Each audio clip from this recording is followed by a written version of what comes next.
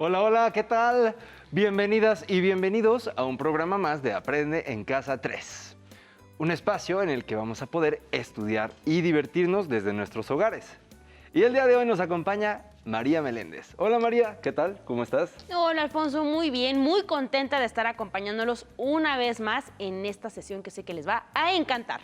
Así es, vamos a estar con ustedes en esta clase de lengua materna de español de sexto grado. ¿Están listos ahí en casa? Pues, comenzamos.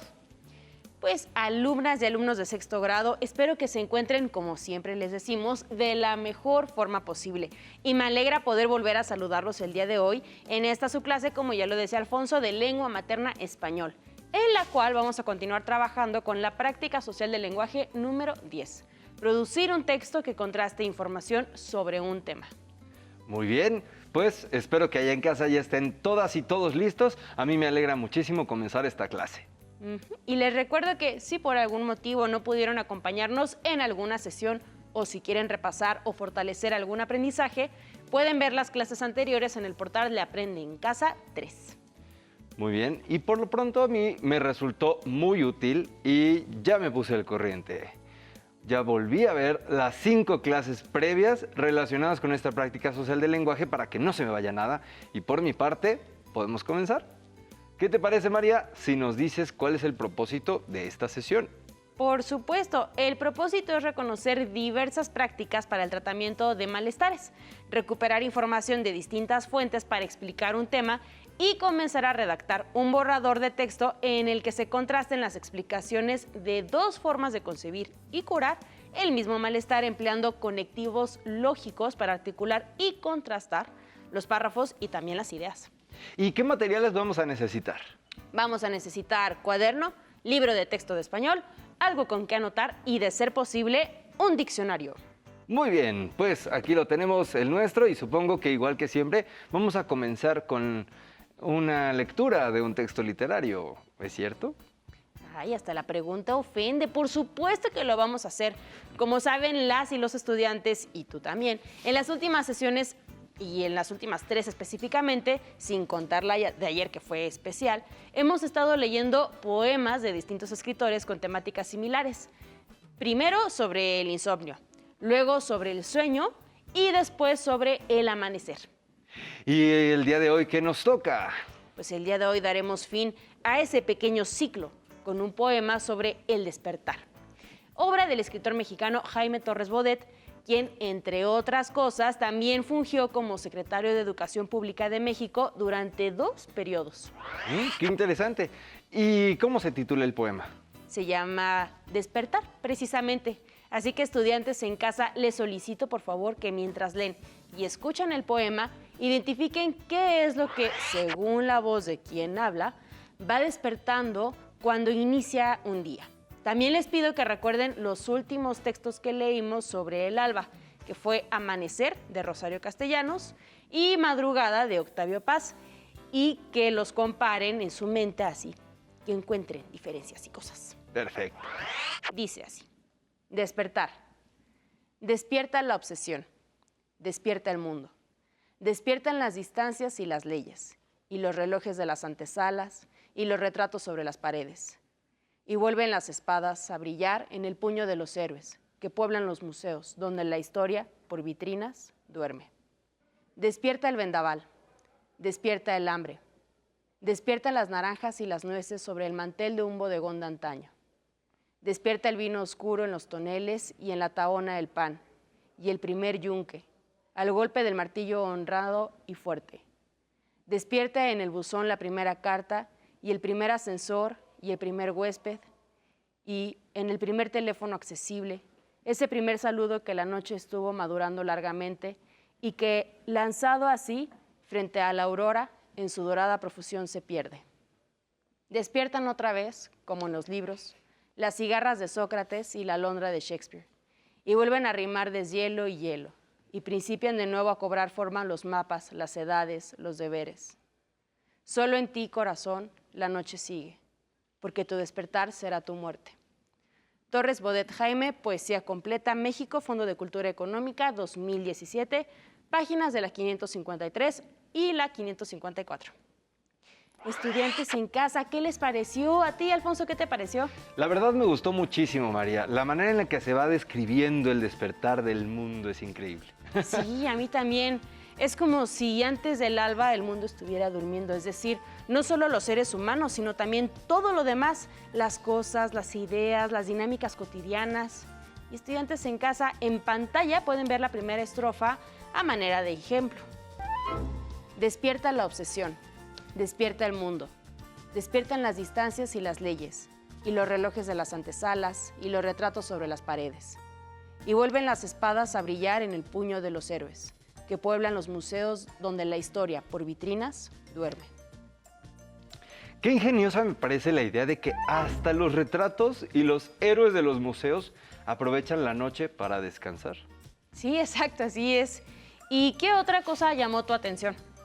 Bueno, me parece un poquito enigmático el final. En particular la última estrofa, miren. La que dice, solo en ti, corazón, la noche sigue, porque tu despertar será tu muerte. Tienes toda la razón. Es una estrofa hasta cierto punto desconcertante, aunque si reflexionamos en torno a ella, quizá deje de serlo un poco, ya que, como salta a la vista, es en la única frase en la que la voz que habla se dirige de forma directa a algo o a alguien más, a quien denomina corazón, y que al parecer se encuentra fuera del tiempo, por decirlo de algún modo. Pues aunque el mundo ya haya despertado, solo en ti, corazón, la noche sigue. Y yo supongo que parte de la ambigüedad surge de la imposibilidad para definir si quien habla se dirige a otro ser o tal vez a su propio corazón. Pero no en sentido literal, es decir, a su órgano vital, sino a las conceptualizaciones culturales que lo asocian. Por ejemplo, con los sentimientos, las emociones, el valor y el ánimo. Aunque creo que la segunda frase de dicha estrofa complica aún más las cosas. Pues, ¿a qué se refiere con eso de porque tu despertar será tu muerte? Me parece un poquito llamativa la idea de que mientras el mundo despierta, algo o alguien denominado corazón permanezca dormido y que de hecho afirme que su despertar será su muerte. Sí, el final resulta muy ambiguo, lo que le otorga mayor profundidad, pues resignifica el resto del texto e impulsa, al menos a mí, a tratar de comprenderlo en función de esa frase. Y en otras palabras, pues no se trata solo de una ingeniosa descripción sobre la manera en que los objetos y los seres van despertando al alba, sino de algo más hondo, quizá vinculado con la capacidad de sentir de quien habla y del temor a sus propios sentimientos. Y obsesiones también. ¿Obsesiones? ¿Por qué dices eso? Bueno, porque no creo que la primera frase del primer verso sea gratuita y parece tener relación con la última estrofa. Miren esto. Despierta la obsesión, despierta el mundo. Es una observación muy interesante. Ahora que releo la frase, llama mi atención que, según el poema, por el orden de la enumeración, antes de que despierte el mundo, despierte la obsesión del hablante. Así es, pero ¿de qué obsesión crees que se esté tratando? Pues es que no se especifica abiertamente. Sin embargo, independientemente de que requiriéramos analizar con mayor profundidad el poema para llegar a conclusiones más sólidas, parece lógico suponer que dicha obsesión está relacionada con el ser al que le dirige el poema la voz, es decir, al corazón que permanece dormido mientras el mundo despierta, al corazón que si despierta, pues va a fallecer. Y María, ¿cómo interpretas la idea sobre el despertar del corazón? Pues una interpretación posible sobre el despertar del corazón es la asociada con el acto de amar, es decir, entregarse por completo al amor sin límites, porque tu despertar será tu muerte. Ah, eso es muy lindo. Entonces parece que uno de los temas fundamentales del poema, como acabamos de mostrarlo, es el del despertar de las obsesiones y sentimientos de quien habla hacia alguien más. Y no tanto el del despertar del mundo, que más bien se convierte en una especie como de testigo. Eso parece. Y qué lástima que no podamos detenernos, a analizar con mayor profundidad este poema. Pero antes de pasar a lo siguiente, quiero preguntarles a las y los estudiantes y a ti también, ¿qué pueden decir sobre la manera en que Rosario Castellanos, Octavio Paz y Jaime Torres Bodet trabajaron temas muy similares por medio de la poesía? Pues me gusta mucho este ejercicio comparativo, María, pues a pesar de que los tres emplean el amanecer y el despertar como motivos de sus poemas, cada quien lo hace desde una perspectiva propia y muy distinta. Así es, como acabamos de ver, el poema de Torres Bodet describe el despertar del mundo en oposición al dormir de un corazón.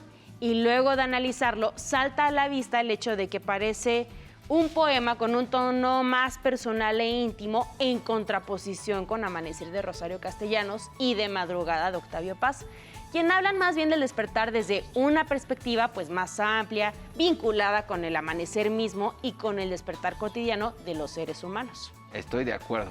Y aunque el poema de Torres Bodet y el de Castellanos sean homónimos, es decir, que se titulan igual, se parecen mucho.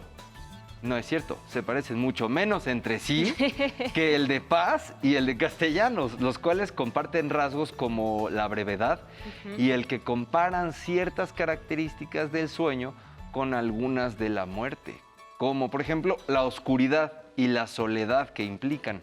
Así es. Y estudiantes en casa, ¿comparten nuestra visión? Ojalá que se den la oportunidad de seguir reflexionando después sobre estos poemas. Y en este momento debemos cambiar de actividad. A continuación, vamos a leer un artículo sobre el uso reciente de un fármaco obtenido a partir de hongos, como los que empleaba mi tocaya María Sabina, pero para el tratamiento específico de la depresión. Y según parece, dicho tratamiento promete ser más que efectivo que cualquier otro conocido hasta el momento. Muy bien, ¿y cómo se titula este artículo? Se llama Fármaco obtenido de hongos alucinógenos alivia la depresión.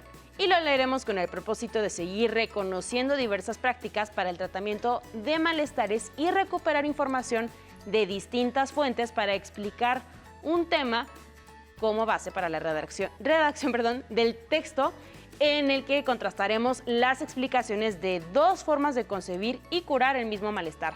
Y, Alfonso, ¿te puedo pedir un favor? ¿Me ayudas a leer? Claro que sí, será un honor. Fármaco obtenido de hongos alucinógenos alivia la depresión. Un medicamento alucinógeno derivado de hongos mágicos podría ser útil en el tratamiento de la depresión, concluye el primer estudio de seguridad de esta estrategia. Investigadores del Imperial College de Londres dieron a 12 personas psilocibina, el componente activo de los hongos mágicos. Todos habían estado clínicamente deprimidos por una cantidad significativa de tiempo, un promedio de 17.8 años. Ninguno de los pacientes había respondido a los medicamentos estándar, tales como los inhibidores de la recaptación de serotonina, o habían tenido terapia electroconvulsiva. Una semana después de recibir una dosis oral de psilocibina, todos los pacientes experimentaron una notable mejoría en sus síntomas. 3 meses después, 5 pacientes mostraron una remisión completa. Eso es bastante extraordinario en el contexto de tratamientos disponibles en la actualidad, dice Robin Carhart Harris. Los autores del estudio no sugieren que la psilocibina deba ser un tratamiento de último recurso para los pacientes deprimidos. Nuestra conclusión es más sobria que eso. Lo único que decimos es que es factible, dice Carhart Harris. Podemos dar psilocibina a los pacientes deprimidos, pueden tolerarla y es segura. Esto nos da una idea inicial de la eficacia del tratamiento. Vale la pena señalar que no hemos desarrollado nuevos tratamientos para la depresión que sean ampliamente utilizados desde la década de 1970, a pesar del hecho de que este es el principal problema de salud pública en el mundo occidental y los países de medianos ingresos, dice Glyn Lewis. Particularmente es interesante es el hecho de que la psilocibina parece tener efecto con una sola dosis, a diferencia de algunos medicamentos actuales para la depresión que se deben tomar diariamente.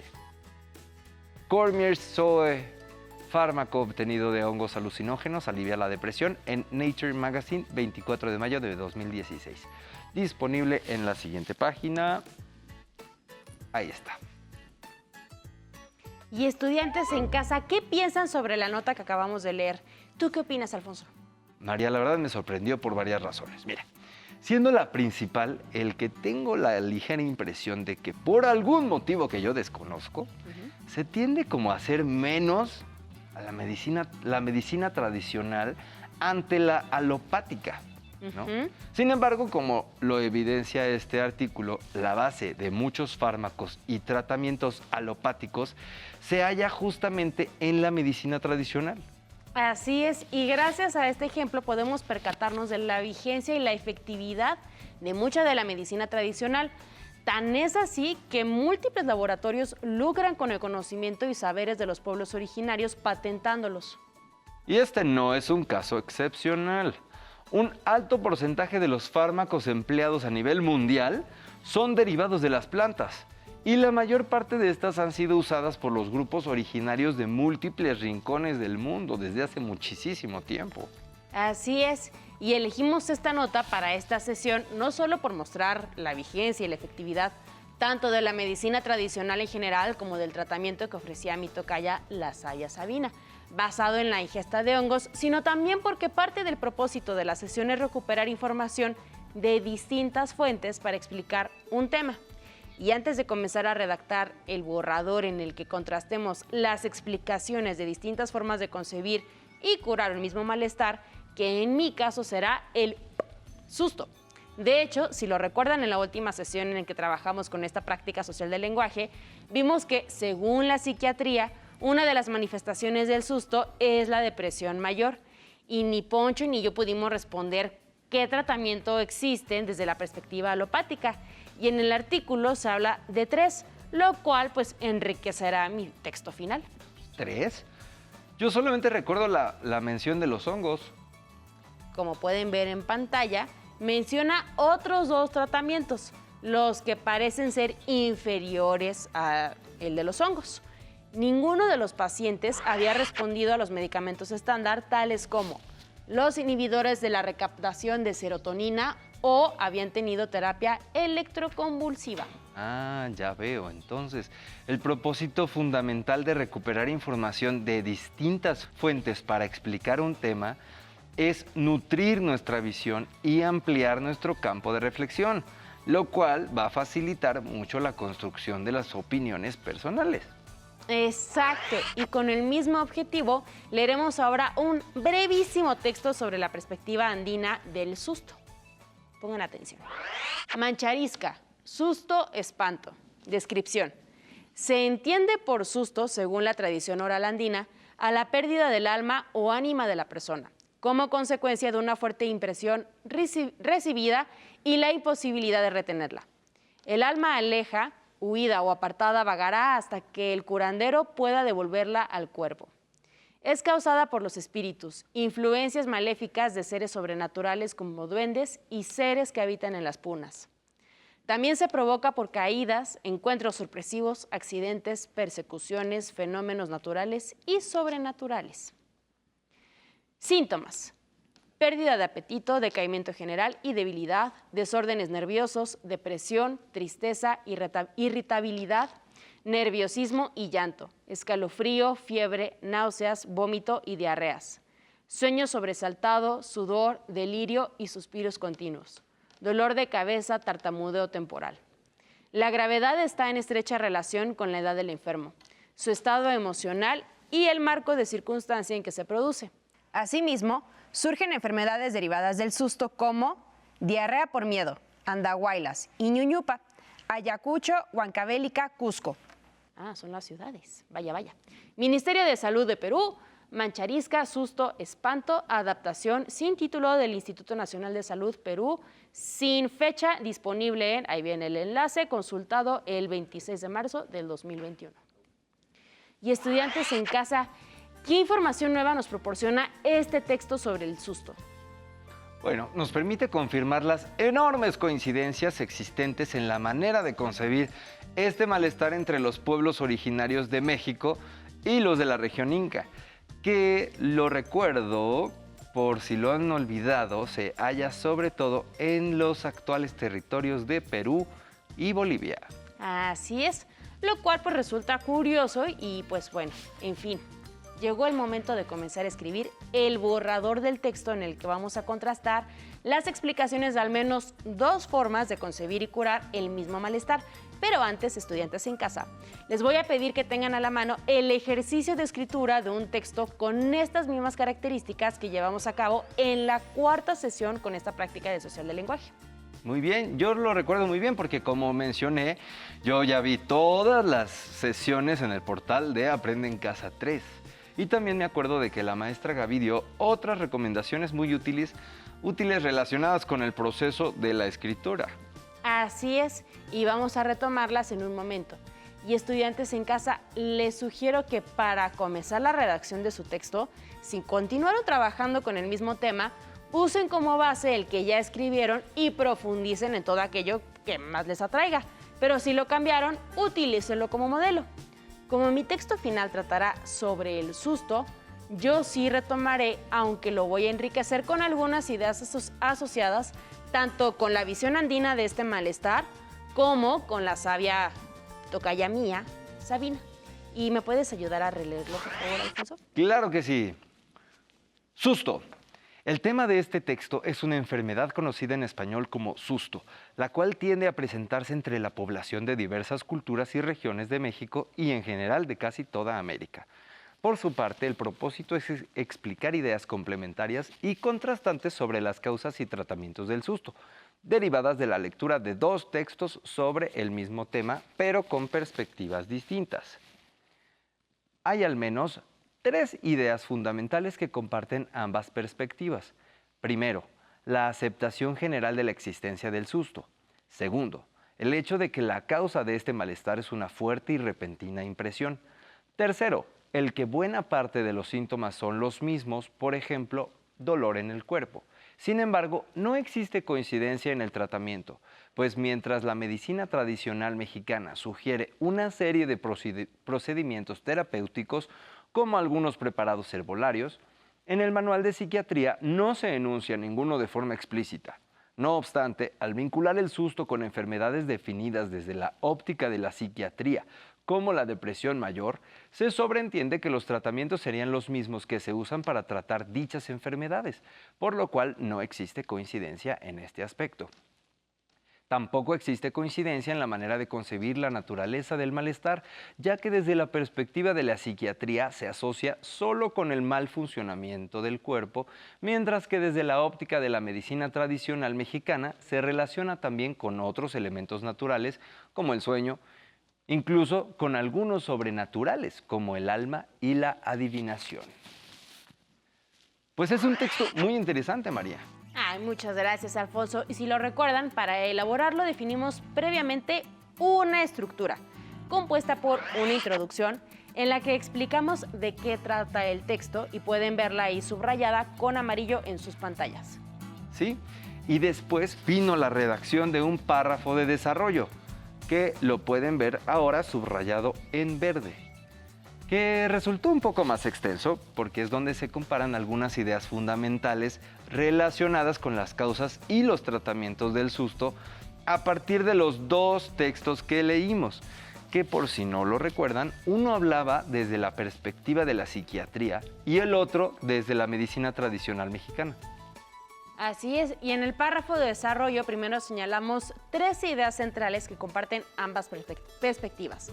Luego remarcamos otra idea fundamental que implica una diferencia considerable, la del tratamiento. Así es. Y en las conclusiones, pueden verlas ahora subrayadas con azul, hablaron sobre la que en tu opinión constituye la mayor diferencia entre ambas perspectivas y me refiero a la manera de concebir la naturaleza de la enfermedad. Exacto. Pues mientras que la psiquiatría solo la considera una consecuencia del mal funcionamiento del cuerpo, la medicina tradicional la relaciona también con otros elementos, algunos sobrenaturales y otros asociados con la naturaleza, como el sueño. Y también emplearon conectivos lógicos para articular y contrastar los párrafos y las ideas. Así es. Oye, pusiste muchísima atención a estas clases. Son las frases y las palabras que están subrayadas con rojo y que en las 6 diapositivas anteriores vimos subrayadas sin color. las cuales, como hemos explicado ya varias veces y como pueden ver en pantalla, nos permiten relacionar frases y párrafos, jerarquizar las ideas y comparar u oponer ideas, entre otras cosas. Así es. Pero se terminó el tiempo y antes de concluir, por favor, ¿podrías ayudarnos a recapitular esta sesión? Claro que sí, con mucho gusto. Primero, leímos y analizamos el poema Amanecer de Jaime Torres Bodet. Luego, profundizamos en nuestro conocimiento y reconocimiento de diversas prácticas para el tratamiento de malestares a partir de la recuperación de información de distintas fuentes para explicar nuestro tema principal, el susto. Para ellos leímos un texto sobre el uso de los hongos para el tratamiento de la depresión y otro sobre el susto desde la perspectiva andina. Y por último, comenzamos a redactar el borrador del texto en el que vamos a contrastar las explicaciones de dos formas de concebir el mismo malestar, empleando conectivos lógicos para articular y contrastar las ideas. Pues muchas gracias, es así que fue una recapitulación muy breve y muy precisa y nos vemos en la próxima sesión. Adiós. Muchas gracias, María, por la sesión de hoy y nos vemos en la próxima. Adiós. Si te es posible, consulta otros libros y comenta el tema de hoy con tu familia. Si tienes la fortuna de hablar una lengua indígena, aprovecha también este momento para practicarla y platica con tu familia en tu lengua materna. Por hoy hemos terminado con borrador en el que se contrasten dos ideas sobre un mismo malestar de lengua materna español de sexto grado. A continuación, historia. Espero que lo hayan disfrutado tanto como nosotros. Nos vemos y hasta la próxima. Pero antes, a movernos un poco.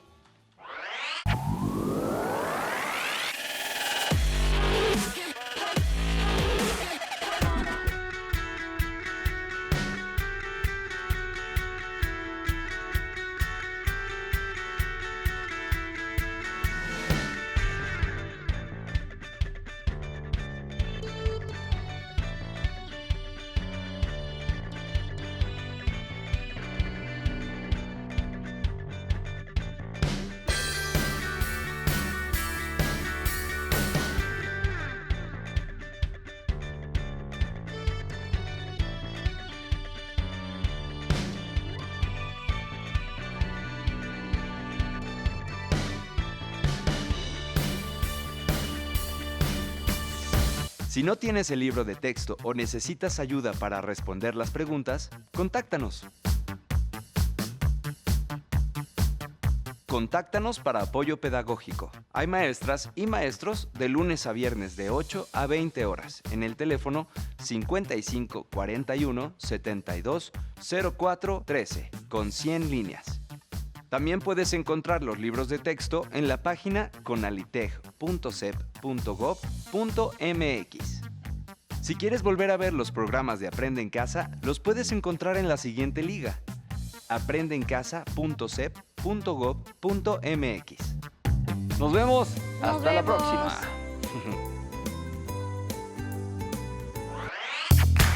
Desde muy pequeña mis papás me llevaban de viaje y yo me sentía como la más grande exploradora del mundo. Con cada viaje mi imaginación se convertía en un universo de colores y siempre despertó la curiosidad por el mundo y todos los seres que lo habitan. Mi mente siempre buscaba entender cómo funcionaban las alas de una mariposa o cómo hacía mi cuerpo para poder respirar. Conocer la naturaleza me hizo amarla y encontrar mi vocación para más grande decir, creo que lo mío es estudiar biología.